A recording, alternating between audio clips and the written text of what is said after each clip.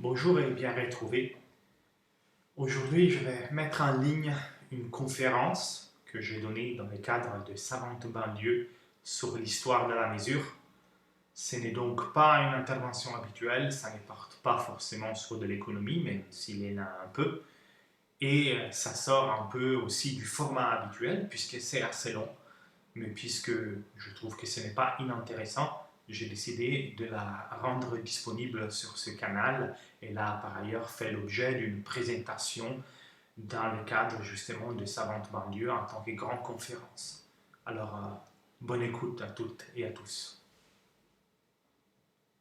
Bienvenue à cette présentation de Bonjour, Savante banlieue. Je m'appelle Thomas Müller et je suis là pour vous parler de mesurer la nature en la mesurant. Je vais donc m'intéresser à la question de qu'est-ce que ça veut dire mesurer quelque chose et comment la mesure nous met en rapport, nous individus, avec le monde extérieur et quelque part aussi avec les autres individus. Si vous pensez un tout petit peu à qu'est-ce que ça veut dire mesurer un objet, vous allez probablement vous dire que mesurer, c'est associer des nombres à une qualité. Dehors, dans le monde, il y a des choses que nous appréhendons par nos sens, et qui, en tant que qualité, sont sauvages et difficiles à comprendre, difficiles à utiliser, à exploiter, à partager avec les autres. Si on parvient à transformer ces qualités dans des quantités, à travers la mesure, bien évidemment, on arrive quelque part à créer un pont entre nous et la nature. Par exemple, si au lieu de dire qu'un objet est proche ou est loin, si au lieu de dire qu'il est grand ou petit, on est capable de dire qu'il est à 10 km et qu'il fait 30 mètres de haut, on a quelque chose de beaucoup plus simple à exploiter dans toutes les relations que nous allons entretenir avec d'autres individus. C'est donc à la fois une manière de objectiver le monde et créer un pont entre moi et la nature à travers la quantification des qualités, de mesurer, mais c'est aussi un partage intersubjectif de l'expérience qualitative. Une fois que j'ai réussi à coller des nombres, à coller une quantité sur une qualité, j'ai réussi quelque part à construire une manière de m'entendre et de me faire comprendre par les autres sur mon expérience qualitative. Et aujourd'hui, je vais tout particulièrement me concentrer sur 3 exemples de ce genre de mesures. Ces exemples seront la distance, la température et l'utilité. Vous voyez tout de suite que distance, température et utilité, ça ne relève pas du tout de même concept et quelque part, à distance, c'est moins abstrait que température qui est moins abstrait qu'utilité. Et je pense que tout le monde sait comment on mesure des distances et des températures. C'est un peu plus étrange et un peu plus compliqué quand ça vient à la question de comment on mesure l'utilité. Eh bien, on va en parler. Pourquoi s'intéresser à la mesure et pourquoi s'intéresser à ces partages entre nous, la nature, les autres? Ben, réfléchissez un tout petit peu. Moi, j'y pense, si j'y pense un moment et j'ai fait un petit, je vais prendre un petit peu de recul sur ma journée d'aujourd'hui. Aujourd'hui, je me suis réveillé à 7h moins à l'écart, j'ai pris mon petit déjeuner, une douche, je suis sorti de chez moi, je suis venu au travail, je suis arrivé à la fac, je me suis assis en face de mon ordinateur, j'ai commencé à travailler. Et chacun de ces gestes, chacune des activités que j'avais menées dans ma journée était associée à des formes, des mesures qui sont à la fois une manière, comme on l'a dit, de transformer des qualités en des quantités, mais qui sont aussi une manière de contrôler et régler et gérer la vie de tous les jours. Par exemple, au moment où je me suis réveillé, c'est pas au hasard, c'est qu'un réveil a sonné. Le réveil il a sonné parce qu'il mesure le passage du temps. C'est donc une mesure. Et tout de suite après, au moment où j'ai voulu prendre mon petit déjeuner, il était composé d'un mélange de céréales savamment construit pour être une bonne balance de fibres, sucre, vitamines et toutes autres substances dont je pourrais avoir besoin pour un régime idéal. Là aussi, il y a une mesure. C'est la mesure faite par un nutritionniste, mais c'est toujours une mesure. Quand je suis sorti de chez moi, j'ai dû traverser des chemins et des passages piétons. Et les passages piétons sont réglés par un feu qui doit aussi régler les passages des voitures et qui généralement a un feu intelligent Il mesure le nombre de voitures qui attendent de pouvoir passer. Il mesure aussi le nombre de piétons qui attendent de passer. Il y a des caméras ou des balances qui mesurent le poids des voitures qui stationnent. Et de cette manière, il est capable de choisir combien de temps faire attendre les uns et les autres, de sorte à éviter les embouteillages. Au moment où j'ai pris les transports en commun pour venir à la fac, j'ai passé un magnifique badge Navigo que voici dans une borne de la RATP. Et ça aussi, c'est une mesure. Il mesure le nombre de passages par jour dans chaque gare, de sorte à permettre à la RATP de connaître les besoins futurs ou d'estimer les besoins futurs en termes de passagers, des usagers. Je suis arrivé à la fac, je me suis assis en face de mon ordinateur et là-dedans, il n'y a que des instruments de mesure. Il y en a pour décider de la température de l'ordinateur qui enclenche la ventilation au cas où l'ordinateur devait surchauffer, par exemple. Il y a une montre dans mon ordinateur. Quelque part, tous les programmes qui tournent sur mon ordinateur sont aussi une forme de mesure. Donc, vous voyez que la mesure, elle sert, oui, à réglementer ma vie, mais aussi à gouverner quelque part. On serait incapable de faire fonctionner nos sociétés si on n'était pas capable de mesurer. Et c'est grâce à la mesure qu'on arrive à gérer une société aussi compliquée que celle dans laquelle nous vivons.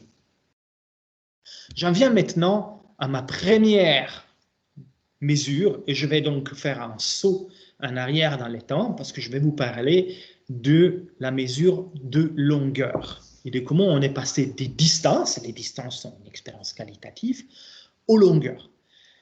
Les distances sont quelquefois difficiles à comparer tant qu'elles ne sont qu'une qualité du monde. Quand j'étais étudiant au lycée, j'avais un camarade de classe qui était d'origine russe et à une occasion, on lui avait demandé où il habitait en Russie et il nous avait dit « J'habite pas loin de Moscou ».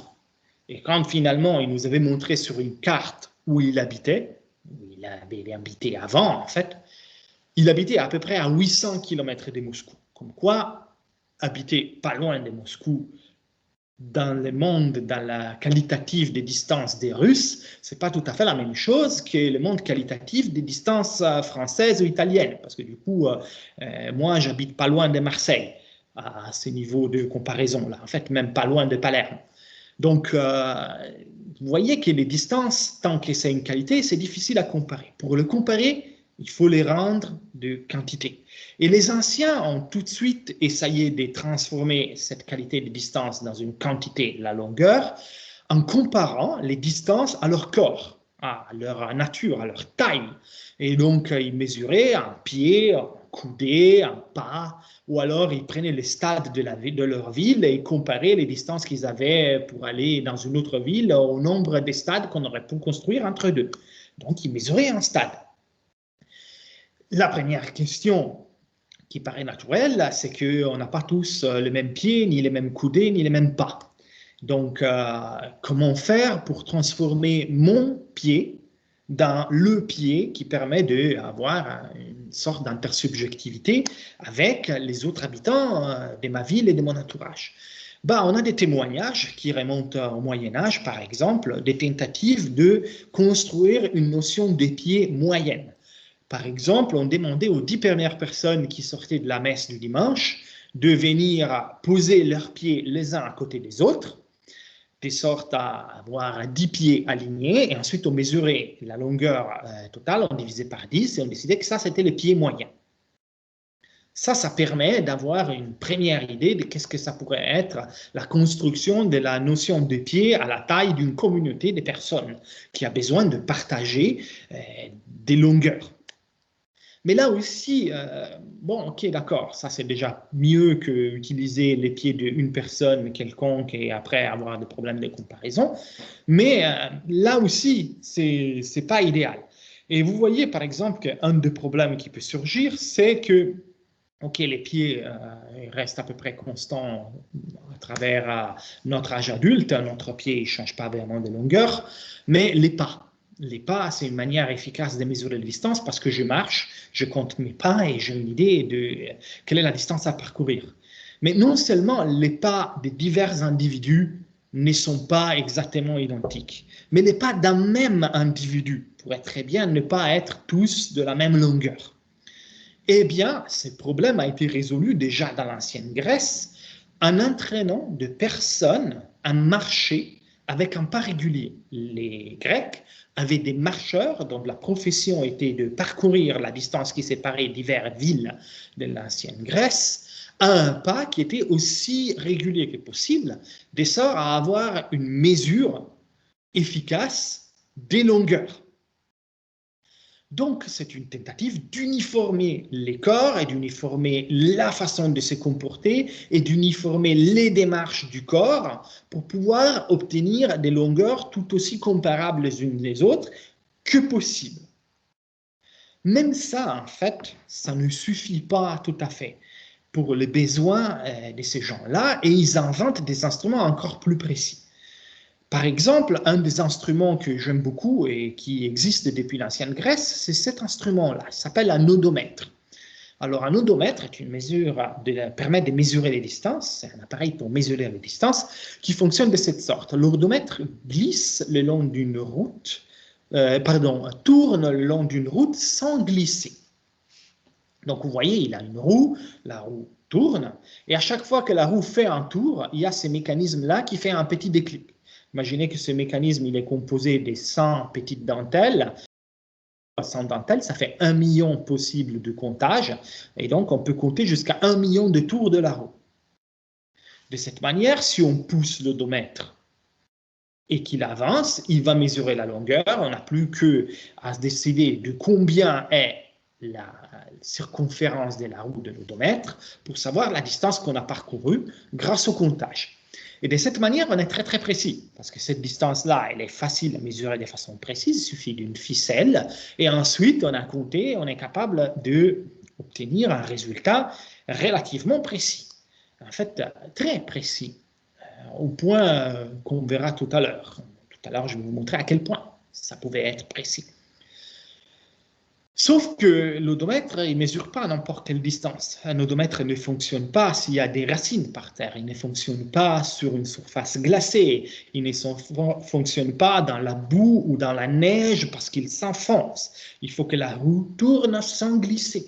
Et donc, il ne faut pas n'importe quelle surface. Pour que l'odomètre permette réellement de mesurer une distance, il faut une route. Il faut une surface lisse, homogène, sur laquelle il est possible de rouler, en fait, quelque part. Et donc, le besoin de mesurer des distances et de les transformer en longueur pousse non seulement à créer des instruments plus précis et des formes de partage intersubjectifs entre les individus, mais aussi à changer l'environnement dans lequel les individus évoluent. Il n'y a pas de distance longueur tant qu'il n'y a pas de route. Ou en tout cas, il n'y a pas une mesure précise des longueurs tant qu'il n'y a pas de route. Et le besoin de mesurer ces longueurs et des constructions est bien sûr dicté par des besoins tels que prévoir les coûts du commerce ou savoir à quelle distance on est d'un relais à cheval ou d'un relais de poste ou carrément savoir combien de temps ça prend d'envoyer des soldats pour défendre une ville ou pour conquérir l'empire voisin. Mais ça va même encore plus loin. Et déjà, dans l'ancienne Grèce, on arrive à faire quelque chose de très, très intéressant. On arrive à mesurer non seulement des distances franchissables, celles qu'on peut parcourir à pied, à cheval, à la marche ou en traînant un odomètre avec soi, mais même des distances infranchissables. En 205 ans avant Jésus-Christ, Ératosthène parvient à mesurer la circonférence de la Terre. Alors, vous voyez que là, c'est un pas très remarquable. Parce que jusqu'à maintenant, qu'est-ce qu'on a fait pour mesurer les distances? On a pris un objet dont on connaît la taille, la roue de l'odomètre, ou mes pas, ou mes pieds, et on l'a comparé à un objet dont on ne connaît pas la taille, en disant, voilà, l'objet dont on ne connaît pas la taille est équivalent à 150 327 tours de l'odomètre. Mais là, s'il s'agit de mesurer une distance infranchissable, s'il s'agit de mesurer le tour de la Terre, on ne peut pas la franchir, on ne peut pas marcher. Certainement pas en 250 avant Jésus-Christ, mais même aujourd'hui, les faire d'une façon directe serait extrêmement difficile. Il faut donc une mesure indirecte. Et voici ce que Ératosthène concocte comme mesure en direct. Alors, Ératosthène a cette idée-là. Regardez, c'est assez brillant.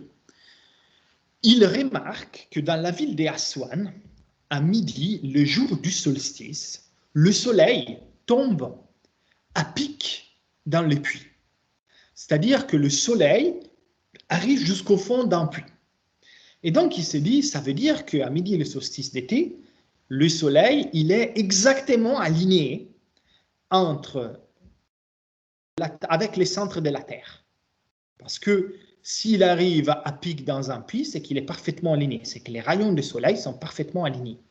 Ce n'est pas le cas dans la ville d'Alexandrie, où il n'arrive pas jusqu'au fond du puits, et on est capable de mesurer l'angle. Donc, on est capable de mesurer l'angle avec lequel les rayons du soleil rentrent dans le puits à Alexandrie, dans la ville d'Alexandrie. Et l'angle formé entre les rayons du soleil et les puits,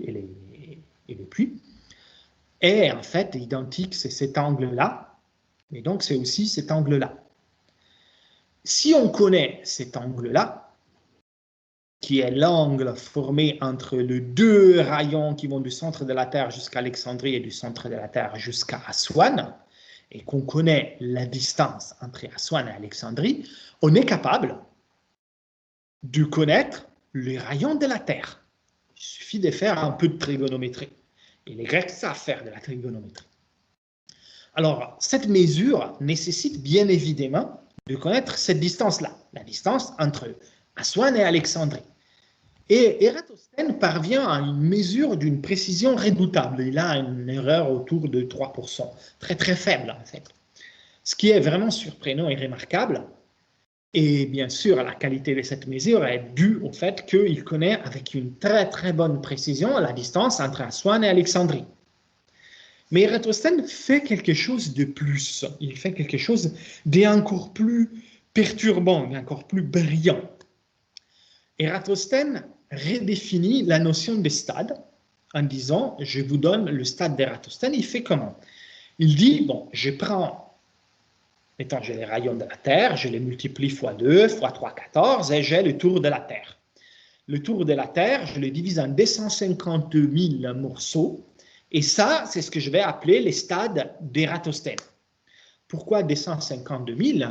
Parce que 252 000 peut se diviser par 2, par 3, par 4, par 5, par 7, par 13, par 12, par 60, par plein de choses. C'est donc un nombre très facile à manipuler et c'est relativement commode dans un monde qui, n'ayant pas de calculette, n'a pas forcément envie d'avoir beaucoup de chiffres à faire à la virgule, d'utiliser des numéros comme ça. Mais les stades d'Ératosthène, ce n'est plus un stade défini au niveau de la ville d'Athènes ou de la ville de Sparte, ce qui posait pas mal de problèmes, parce qu'en général, les stades de la ville d'Athènes n'étant pas le même que les stades de la ville de Sparte, les Spartiates et les habitants d'Athènes finissaient par ne pas s'entendre sur ce qui voulait dire quand ils disaient que quelque chose mesurait 35 stades. Là, c'est un stade qui est défini d'une façon qui n'est pas intersubjective à la taille d'une ville, ni d'une nation, ni même d'un continent, c'est carrément un partage à la taille du monde. C'est la Terre entière qui partage cette conception-là de la longueur. On a dû faire un saut important. La mesure de la Terre faite par Ératosthène est plus abstraite, indirecte, mais quelque part aussi permet un accès plus objectif, ou en tout cas plus intersubjectif, à l'idée de longueur. Du coup, on a une longueur qu'on peut partager avec tout le monde, même avec des gens dont on ne connaîtrait pas encore l'existence. Alors, qu'en est-il aujourd'hui de la mesure des distances? Eh bien, au moment où j'ai construit cette conférence et que je me suis posé la question de qu'en est-il aujourd'hui de la notion de distance, je suis allé contrôler. Moi, je m'ai rappelé depuis mes études de physique, je suis physicien, même si aujourd'hui je m'occupe d'histoire et philosophie des sciences, que la définition de longueur était liée à un mètre étalon qui était conservé à Paris dans un musée, qui était construit dans un alliage particulier, de sorte à ne pas se déformer, pas surchauffer, pas rouiller, etc. Et ces mètres étalons servaient à définir, ça c'est un mètre, voilà, l'objet conservé dans le musée, c'était la définition du mètre, on utilisait cette définition-là partout. Mais visiblement, ce n'était pas assez précis. Et aujourd'hui, la définition du mètre s'est faite autrement. On a redéfini le mètre en disant le mètre, c'est la distance que la lumière parcourt dans une certaine fraction de seconde. Vous allez me dire merci, alors c'est quoi une seconde? Eh ben, la définition des secondes, elle dépend d'un phénomène physique qui est lié au fait que les atomes de césium ont des électrons qui tournent autour et ces électrons font des sauts entre diverses orbites. Et lorsqu'ils font un saut, ça prend un temps très spécifique de sauter d'une orbite à l'autre. Donc, on a défini les secondes par rapport à une fraction des secondes et les temps que ça prend de faire ce saut d'orbite. Donc, le mètre, c'est le temps, c'est la distance que la lumière parcourt dans un temps qui est défini par rapport au saut des orbites de l'atome de césium. Waouh! Moi-même, physicien, théoricien, quand je dois me rappeler de ça, des fois je me dis, ouais, c'est compliqué toute cette histoire. Donc j'imagine que quelqu'un qui n'est pas un spécialiste des physiques ou d'histoire des sciences doit trouver ça extrêmement abstrait. Et pourtant, cette notion hyper abstraite du mètre a un avantage, elle est extrêmement précise. Et sans cette précision, vous allez avoir énormément de problèmes. Par exemple, le GPS qui se trouve là-dedans, si vous n'avez pas ces niveaux-là de précision, si vous n'êtes pas capable de mesurer les distances à ces niveaux de précision, qui est vraiment impressionnant, bah, il dysfonctionne, il ne va pas marcher correctement. Parce qu'il faut une précision là, dans les types de calculs qu'on fait aujourd'hui. Aujourd'hui, on est capable de mesurer la distance entre la Terre et la Lune à quelques centimètres près.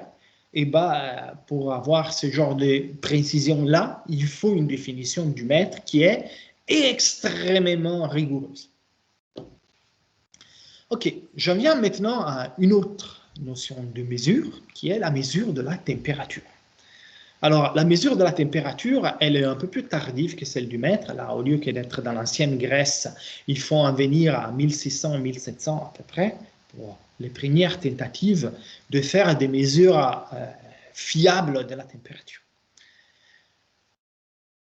La première mesure que nous avons tous de la température, c'est une mesure très qualitative, chaud, froid, tiède, très chaud, très froid, etc. Mais nous savons aussi que cette mesure extrêmement qualitative de la température fonctionne pas très bien. Pourquoi elle ne fonctionne pas très bien? Ben, vous avez peut-être essayé cette expérience, si vous ne l'avez jamais faite, je vous conseille de la faire une fois. Préparez un bassin d'eau froide, un bassin d'eau chaude et un bassin d'eau tiède. Et vous mettez les mains dans le bassin froid et dans le bassin chaud, et ensuite vous les mettez les deux dans les bassins tièdes.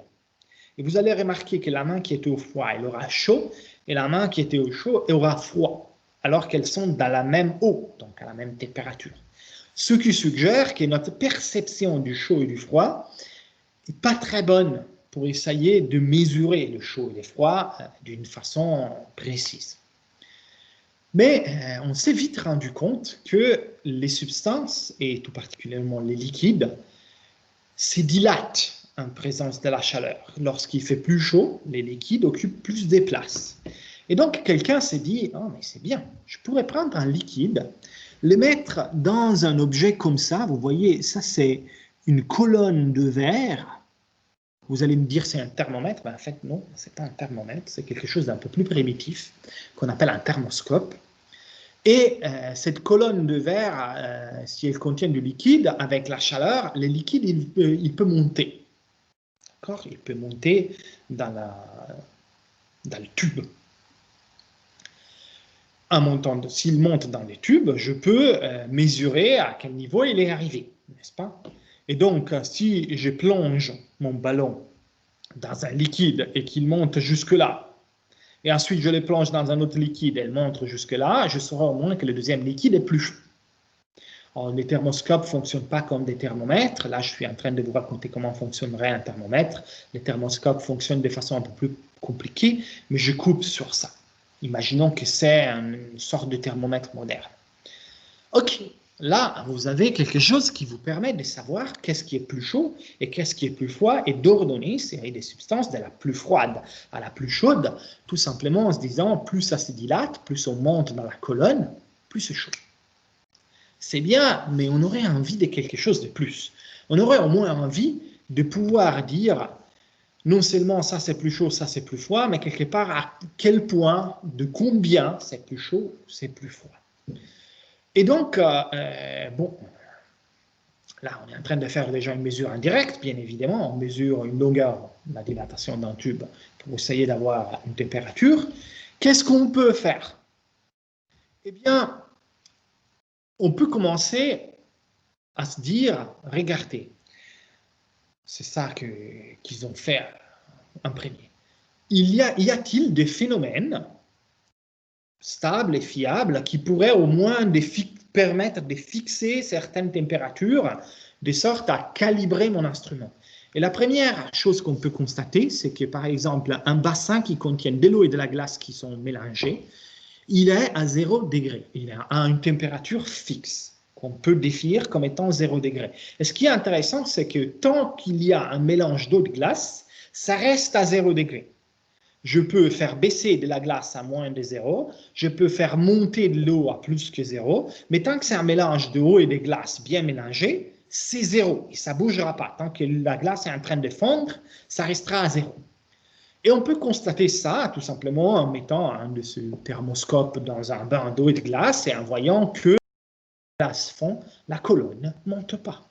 La même chose peut se faire avec de l'eau qui bout. Tant qu'il y a un mélange d'eau et de vapeur qui est en train de bouillir, bah, ça reste à une température constante. Et je peux décider que ça, c'est 100 degrés, par définition. Et donc, j'ai une manière, en prenant un bain d'eau et des glaces et un bain d'eau bouillante, de fixer sur mon tube un niveau 0 et un niveau 100. Et là, vous pouvez vous dire, ah, c'est bien, c'est très bien. Alors, faisons une chose toute simple. 0, 100, je fais 100 petits traits entre deux, comme je voulais là, il y a 50 petits traits. Donc, chacun des petits traits marque une distance de 2 degrés, et comme ça, j'aurai une mesure de 0 à 100 degrés. Et maintenant, on pourrait se dire, c'est super, j'ai réussi. Mais en fait, il reste un petit doute. J'ai dit qu'on peut mettre un liquide dans la colonne du thermoscope. Alors, je pourrais faire un thermoscope avec du mercure, comme le vieux thermomètre qu'on utilisait quand moi j'étais petit, et on pourrait en faire un autre avec de l'alcool. Et maintenant, on s'attendrait que si j'ai un bain d'eau à une température que je voudrais déterminer, et que j'utilise le thermomètre à mercure, et que le thermomètre mesure 50 degrés, le thermomètre à alcool mesure aussi 50 degrés. Ça paraît raisonnable de s'attendre à ça. Sauf que ce n'est pas le cas. Pourquoi ce n'est pas le cas? Parce que la vitesse à laquelle ça monte, elle n'est pas la même dans les deux colonnes. Et ça veut dire quelque part qu'avoir divisé en 100 petits traits réguliers était un choix aléatoire. Les traits ne sont pas redistribués de façon régulière. Et là, ça pose un problème. Comment faire pour alors définir qu'est-ce que c'est 50 degrés, qu'est-ce que c'est 60 degrés, et ainsi de suite? La solution qui a été trouvée, ça a pris un certain temps, ça a pris même beaucoup de temps, ça a été de se dire, OK, arrêtons de faire des petits traits au hasard, on calibre les thermomètres de cette façon. On prend 1 kg d'eau qui est en train de glacer, ça c'est par définition du 0 degré. 1 kg d'eau qui est en train de bouillir, ça c'est par définition 100 degrés. On les mélange rapidement, et ça c'est par définition 50 degrés. Donc je plonge mon thermomètre dedans, et je note là où je vois la colonne monter, que ça c'est 50 degrés. Et c'est peu importe que ce soit du mercure ou de l'alcool que j'ai mis dans ma colonne, c'est 50 degrés. Et ensuite, pour définir qu'est-ce que c'est des degrés, je vais prendre 1 kg d'eau qui bout, 9 kg d'eau qui sont en train de glacer, et je vais les mélanger. Et ça, c'est par définition 10 degrés, et ainsi de suite. Et de cette manière, je peux calibrer mon thermomètre avec 100 degrés et avoir mes 100 degrés. C'est bien. Ça, c'est un vrai thermomètre. Et il permet une mesure de la température qui n'est plus seulement une gradation de chaud au froid, mais qui est en train de vraiment me dire ça, c'est telle valeur de chaud et de froid.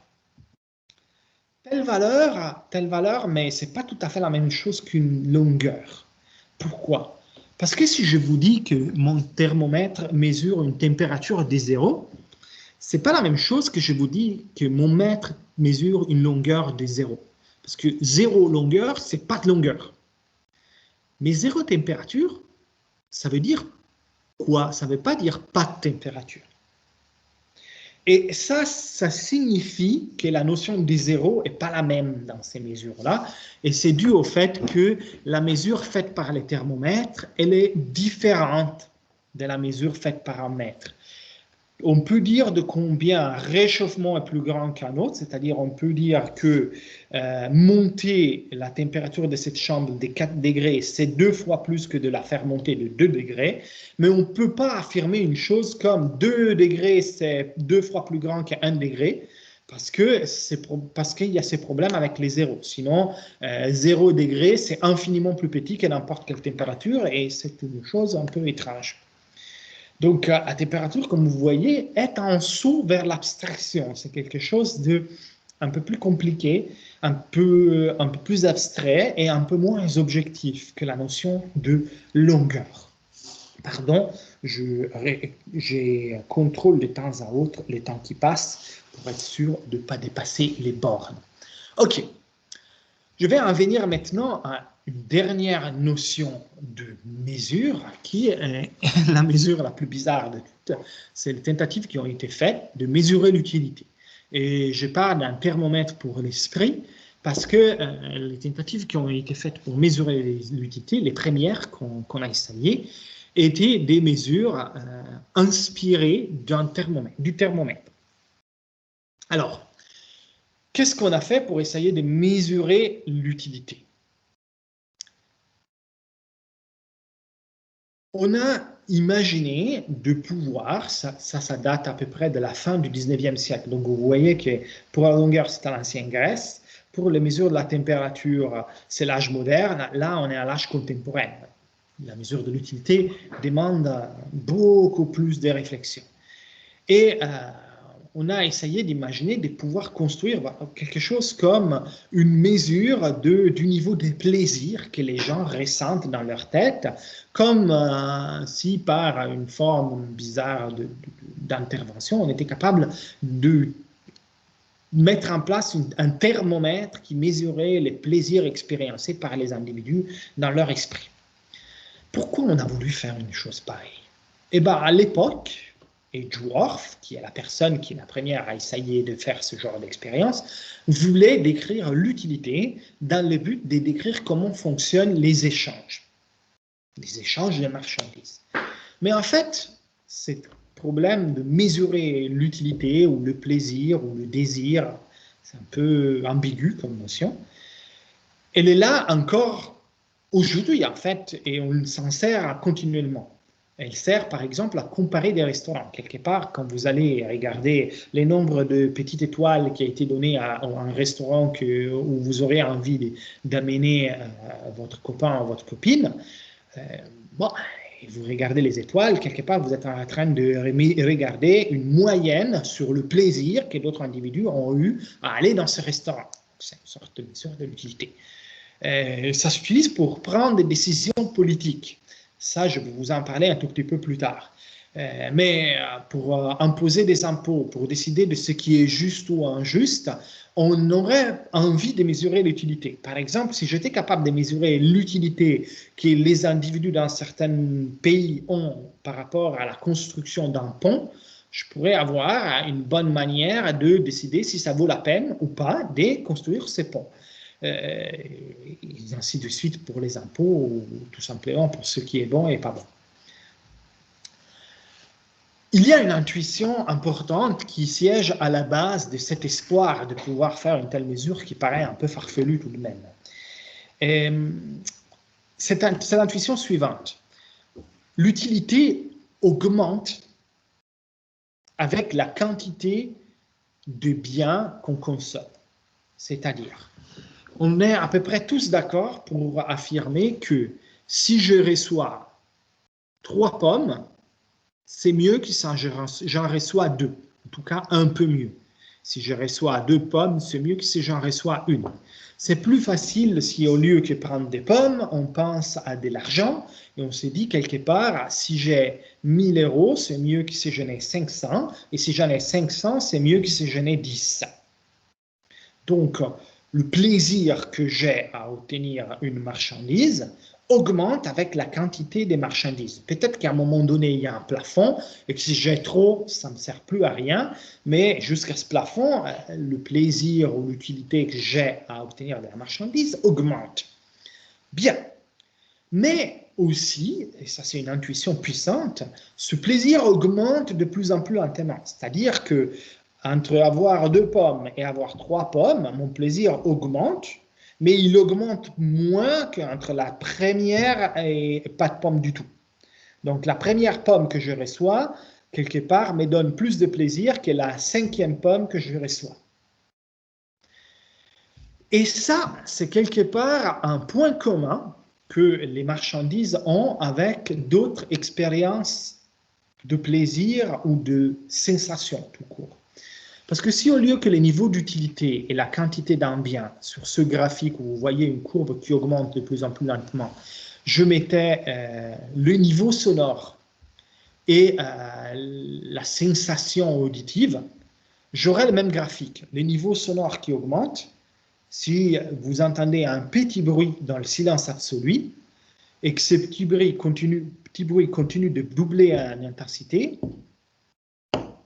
comme ça, à un moment donné, si vous passez des 100 décibels à 110 décibels, le niveau des sensations sonores que vous ressentez est presque plus rien. Vous entendez presque plus la différence. Alors qu'entre 0 et 10, wow, c'est très fort. La sensation elle change de beaucoup.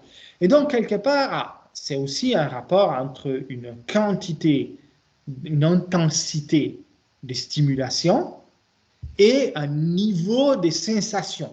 Et si on pense que quelque part, l'utilité ou le plaisir, c'est la sensation associée à la consommation d'un bien, donc voilà, un stimuli, c'est la quantité de bien, et la sensation, c'est l'utilité ressentie, on peut se dire qu'au fond, l'utilité n'est rien d'autre qu'une sensation comme toutes les autres, qui augmente de plus en plus avec la stimulation qu'on reçoit, mais de plus en plus lentement. Bien sûr, l'utilité est subjective. Mon utilité, ce n'est pas l'utilité d'un autre individu. Mais cette propriété que l'utilité augmente de plus en plus lentement, elle est apparemment commune à tous les individus. Et donc, ça pourrait donner des intuitions sur comment répartir cette notion d'utilité. Alors, une première intuition que vous pouvez avoir à partir de cette image-là, c'est de se dire, c'est bien. Voyez, là, par exemple, c'est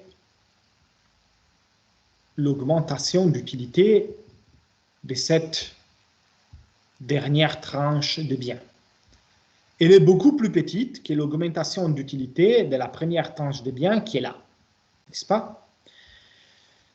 Donc, imaginez que les biens, c'est de l'argent, et donc que là, c'est de l'argent que je reçois entre 10 000 et 1 million d'euros, et là, c'est les premiers 10 000 euros que j'ai reçus. Quelque part, si j'enlève les derniers euros d'un riche pour les donner à plein de pauvres, la utilité que j'ai enlevée aux riches pourrait avoir l'intuition qu'elle est moins importante que l'utilité qu'obtient le pauvre. Surtout qu'avec ce que je peux enlever aux riches, je peux donner plein de petites unités ici initiales aux pauvres, et donc des gros gains d'utilité pour des petites quantités de biens, alors que je peux enlever une grosse quantité de biens aux riches en leur enlevant de petits gains d'utilité. Ça semblerait être un argument fort pour la répartition, en fait pour une répartition aussi homogène que possible de la richesse. Sauf que ma courbe d'utilité et votre courbe d'utilité ne sont pas comparables. Je sais qu'elles sont toutes cette forme, mais peut-être que la courbe d'utilité des pauvres, elle est là. Elle augmente aussi de plus en plus lentement, mais elle est toute basse. Et que celle des riches, elle est là. Elle augmente aussi de plus en plus lentement, mais elle est tout en haut. J'en sais rien, j'ai aucun moyen de savoir comment sont faites les courbes d'utilité des individus. Et donc, priver une personne pour donner à une autre est un argument qui ne demande pas seulement de savoir comment se comporte notre perception, mais vraiment de comparer les utilités des uns avec les utilités des autres. tous les débats sur la taxation, tous les débats sur la répartition des biens et donc sur l'utilité ressentie passent par des problèmes de ce genre. Et comment bypasser, comment éviter ce genre de problème? Comment comparer les individus?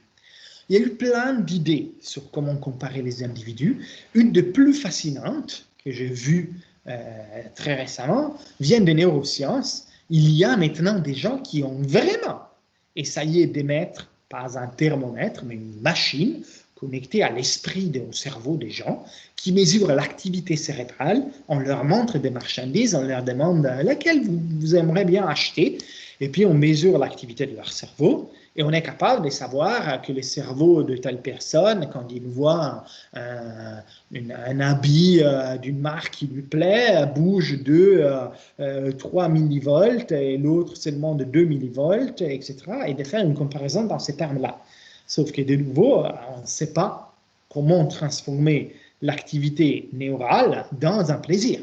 Le fait que l'activité neurale soit plus intense me dit que le plaisir est peut-être plus intense, mais de combien? Pourquoi ça serait vrai automatiquement que ce thermomètre fonctionne de façon régulière, que doubler l'intensité cérébrale liée au plaisir double le plaisir? Ce n'était même pas vrai pour le thermomètre qui mesure la température. Pourquoi ça serait vrai pour le thermomètre qui mesure l'activité de l'esprit? Les économistes ont essayé une mesure d'un tout autre genre qu'ils appellent le consentement à payer. Ils vous demandent combien serez-vous prêt à payer pour avoir quelque chose que finalement vous ne pouvez pas avoir. De sorte à essayer de savoir quelle est l'utilité que vous associez à un bien et donc de pouvoir avoir une mesure sur une échelle monétaire de votre utilité quelque part. Et ces mesures-là ont été concrètement utilisées dans des problèmes très sérieux. Par exemple, quand la BP avait pollué le golfe du Mexique, en créant un désastre environnemental majeur, il s'est posé la question de savoir à quel point il fallait les amender. Et la loi américaine prévoit d'amender les gens à hauteur des dégâts qu'ils ont occasionnés, mais il fallait évaluer les dégâts. Alors, comment on évalue les dégâts de « on a tué 1 million de gueulants dans un désastre pétrolier » on va chez les gens et on demande à un échantillon tiré au hasard de 1000 personnes combien serez-vous prêt à payer pour sauver la vie d'un gueulant. Ils vous disent 10 euros. OK, alors la vie d'un gueulant vaut 10 euros en moyenne. Alors, ils ont tué 1 million de gueulants, ça fait 10 millions d'euros. Voilà, c'est 10 millions d'euros les dégâts occasionnés par la mort des gueulants. Et ensuite, on continue avec les poissons, etc. Sauf que cette mesure-là pose pas mal de problèmes, parce que quand vous demandez à quelqu'un combien il est prêt à payer pour un gueulant, il vous dit, mais si vous lui demandez combien il est prêt à payer pour 1 million de gueulants, il ne vous dit pas 10 millions, il vous dit probablement 1000. Donc la réponse que les gens donnent, elle n'est pas cohérente de ce point de vue-là, et donc vous pouvez complètement biaiser ce genre de réponse si vous voulez être plus ou moins sympa avec les gens qui doivent payer. Quelque part, les étoiles Amazon ou les likes de Facebook sont aussi une mesure de l'utilité. Quand vous mettez un pouce en haut ou un pouce en bas à ma conférence, vous êtes en train de dire que vous l'avez aimé ou pas.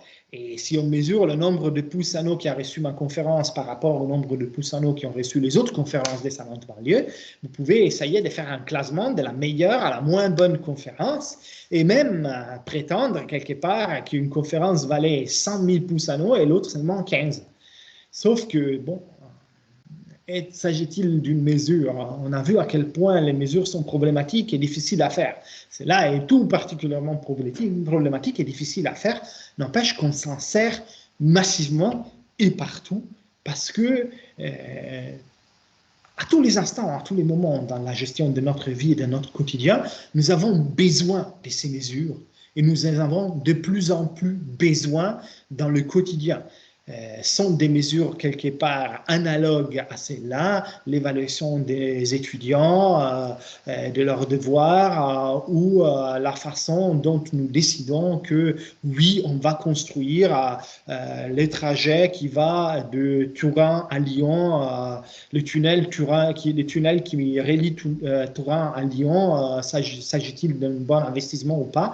C'est fait avec ce genre de technique-là qui sont problématiques, qui sont des mesures très douteuses, mais sans lesquelles la gouvernance et quelque part non seulement la domestication de la nature, mais les partages intersubjectifs de notre espace commun sont impossibles.